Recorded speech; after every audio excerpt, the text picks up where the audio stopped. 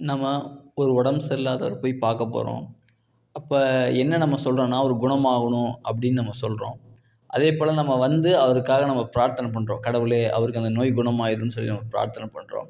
ஆனா, நம்ம இப்படி பண்றதில்ல. அவருடைய அந்த குணமாகணும் அப்படிங்கிற வார்த்தையிலே என்ன இருக்குன்னு சொன்னா, அவருடைய குணங்கள் தான் மாறணும். குணமாகணும், அந்த குணம் மாறணும் அப்படிங்கிறது தான் உண்மையே தவிர, அந்த நோய்கள் கிடையாது. அந்த நோய்களுக்கு காரணம் என்னன்னா, அவருடைய குணம் தான். அவருடைய குணம், அந்த கெட்ட குணத்தின் காரணம் என்னாச்சுன்னு சொன்னா, அந்த ஒரு நோய் வந்திருக்கு. அந்த நோய் அவருக்கு சரியாகணும் அப்படின்னா, அந்த குணம் தான் சரியாகணும். ஆனா, அந்த நோய் நல்லாயிருச்சு சொல்றாங்கன்னு வச்சுக்கங்களேன். ஆனா, அது தற்காலிகம் தான். நிரந்தரமா சரியாகாது. ஏன்னா, அவருடைய குணம் அப்படியே தான் இருக்கு. எடுத்துக்காட்டுக்கு ஒரு நபர் இருக்காரு. இரவு நேரம் தூங்குறாரு. சாப்பிட்ட உடனே தூங்கிர்றாரு. அவருக்கு கழுத்து வலி வந்துருதுன்னு வச்சுக்கங்களேன். இப்ப அந்த நபர் என்ன பண்றாருன்னா, கழுத்து வலி சரியாகணும் அப்படிங்கிறதுக்காக என்ன பண்றாரு, அந்த உணவு பழக்கவழக்கத்த மாத்திர்றாரு. நைட்டு வந்துட்டு என்னன்னா, சாப்பிட்டு கொஞ்சம் நேரம் கழிச்சு செரிமானம் ஆனதுக்கப்புறம் படுக்குறாரு. கழுத்து வலி இல்லாம போயிருது. திரும்ப அதே நபர் என்ன பண்றாரு அப்படின்னா, சாப்பிட்டதுமே தூங்குறாரு. திரும்ப கழுத்து வலி வந்துருமா இல்லைங்களா?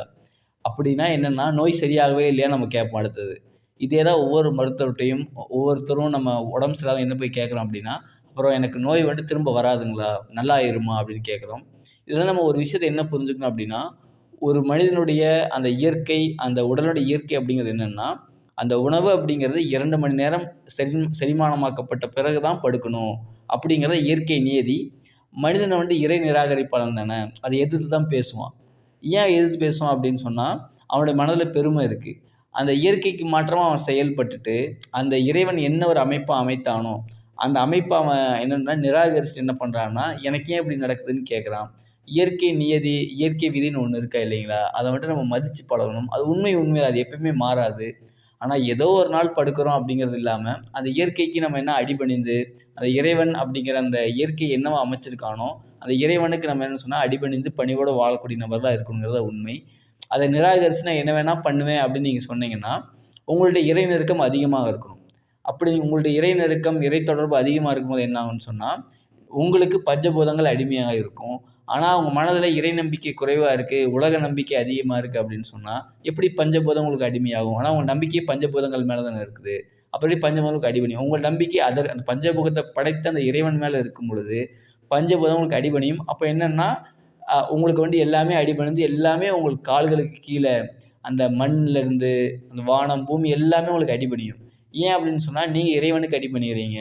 அதை படைத்த இறைவனுக்கு நீங்க அடிபணியும் பொழுது எல்லாமே உங்களுக்கு இதாகும். நீங்க அந்த நிலையில இல்லாம, இறைவன் ஒரு அமைப்பு வச்சிருக்கான். அந்த அமைப்பின் தவறு செய்யும்போது அந்த பிரச்சனை வரத்தானே செய்யும்.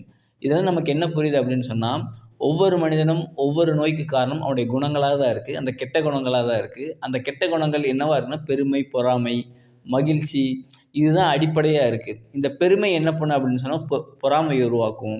இந்த பொறாமை என்ன பண்ணும் அப்படின்னு சொன்னா வந்துட்டு, நமக்கு நோய்கள உருவாக்குது. இந்த நோய்கள் வரும்போது மனிதன் என்ன பண்றான்னா, உடம்புல ஒரு கஷ்டம் இருக்கும். உடம்புல வலிக்கும். அதுக்கு நம்ம பொழுதுபோக்கு தேவைப்படும்.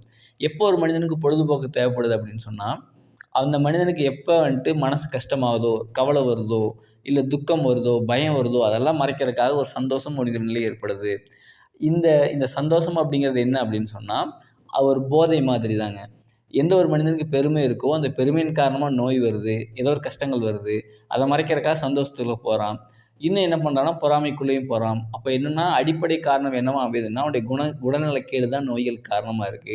இப்ப நம்ம பிரார்த்தனை என்னவா செய்யணும் அப்படின்னு சொன்னா, இவனுடைய நோய் நல்லாகணும் அப்படின்னு கேட்கிறத விட, இவருடைய அந்த குணங்கள் மாறணும், அவர் குணம் பெறணும், நான் குணமடைய வாழ்த்துகிறேன்னு சொல்ற மாரி, அந்த குணம் அப்படிங்கிறது நலனடைய நம்ம வாழ்த்துறோம். கண்டிப்பா அந்த குணம் வந்து மாறணும்.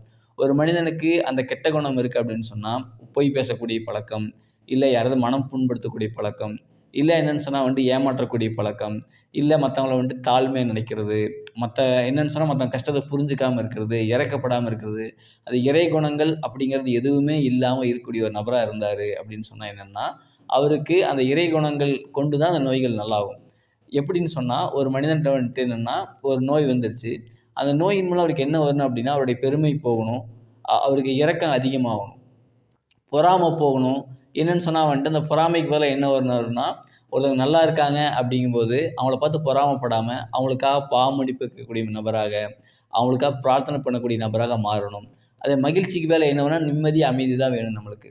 அப்ப என்ன அப்படின்னா, நம்முடைய பிரார்த்தனை என்னவா இருக்கணும்? ஒருத்தர போய் பார்க்க போறோம், இல்ல நமக்கே ஒரு பிரச்சனை வந்துருச்சுன்னா, நம்முடைய குணங்கள் தான் நல்லாவணுமே தவிர, நம்முடைய நோய்கள் கிடையாது. நோய்களுக்கு காரணம் அந்த குணமா தான் இருக்கு. இப்ப எடுத்துக்காட்டு ஒரு மனிதனுக்கு வந்து வயிற்று வலி இருக்கு, வயிற்று எரிச்சல் இருக்கு, வயிற்றில ஒரு தொந்தரவு வாந்தி வர மாரி இருக்கு அப்படின்னா, அந்த வயிற்று குழப்பத்திற்கு அந்த வயிறு குழப்பத்துக்கு காரணம் என்னன்னா, அந்த குழப்பம் தான், அந்த மனக்குழப்பம். அந்த மனக்குழப்பம் என்ன அப்படின்னு சொன்னா, அவருடைய மனதில அவருடைய இதயங்கள்ல நோய் இருக்கு. என்ன நோய் இருக்கு அப்படின்னு சொன்னா, அந்த கவலை அப்படிங்கிற ஒரு நோய் இருக்கு. சந்தேகம் அப்படிங்கிற நோய் இருக்கு. அந்த கவலை என்ன பண்ணும் அப்படின்னு சொன்னா, வயிறு, மண்ணீரல் அப்படிங்கிற உறுப்ப சரியா இயங்க விடாது. அதன் காரணமா நீங்க என்ன ருசியான உணவு சாப்பிட்டாலும், என்னதான் புடிச்சு சாப்பிட்டாலும் அந்த கவலை இருக்கா இல்லைங்களா? அது வந்து அந்த உணவ செரிமானமாக்காது. எப்ப அந்த உணவுப் பொருள் செரிமானம் வயித்துல இல்லையோ, அப்ப என்ன ஆகும்னா, பித்தநீர் அப்படிங்கிறது என்னன்னா, நம்முடைய சிறுகுடலுக்குள்ள போகாம, நம்முடைய இரைப்பைக்குள்ள சுரக்க ஆரம்பிக்குது. அதன் காரணமா எரிச்சல், வயிற்று வலி, வாந்தி வரக்கூடிய உணர்வு, இது மாரி எவ்வளவோ தொந்தரவுகள் ஏற்படக்கூடியதா இருக்கு. அப்ப என்னன்னா, அந்த மனிதனுடைய அந்த அடிப்படை அந்த கவலை சரியானா தான் அந்த வயிறு சரியாகும். அதேபோல ஒரு மனிதனுக்கு ஏதோ ஒரு நோய் ஏற்படுறது அப்படின்னு சொன்னா, அதற்கு காரணம் அவருடைய குணமா தான் இருக்கு. அந்த குணம் மாறாத வரைக்கும் அந்த நோய் தீராது. அப்படியே அந்த நோய் தீருது அப்படின்னு சொன்னா, தற்காலிகமானது தான். திரும்பவும் அந்த நபர் எப்ப அந்த கெட்ட குணத்துக்குள்ள போறாரோ, திரும்ப அந்த நோய் திரும்ப வரும். ஏங்க அப்படி வருது? நோய் நல்லாவே ஆகாதா அப்படின்னு சொன்னா, இப்ப நோய்கள் அப்படிங்கிறது மறைக்கப்பட்டிருக்கு.